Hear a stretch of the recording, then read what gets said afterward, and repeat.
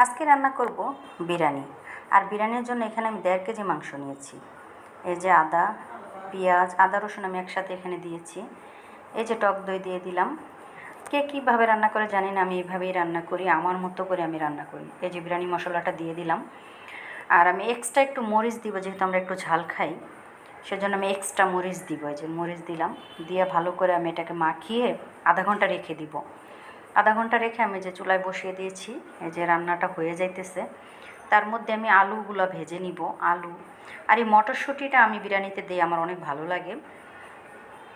এই যে আমি আলাদাভাবে চাউটা ভেজে নিলাম, আলু ভেজে নিছি, পেঁয়াজ বেরেস্তা করে নিছি। আর এই যে মটরশুঁটি আমি এখন দিয়ে দিছি, এটা আমি নামিয়ে ফেলবো, সেজন্য লাস্টে দিয়েছি।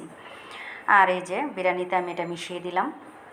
বিরিয়ানি কিন্তু রান্না প্রায় শেষ। এখন আমি এটা দমে দিব, সেজন্য আমি সব কিছু দিয়ে একটু ভালো করে মিক্স করে বাস দমে রেখে দিব আধা ঘন্টা। ওকে, আমার বিরিয়ানি রেডি। তো কেমন হয়েছে সবাই জানাবেন, রান্নাটা কেমন, আর কে কীভাবে রান্না করে খান আমাকে জানাতে কিন্তু ভুলবেন না।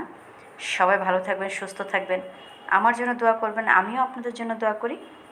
আসসালামু আলাইকুম, আল্লাহ হাফেজ।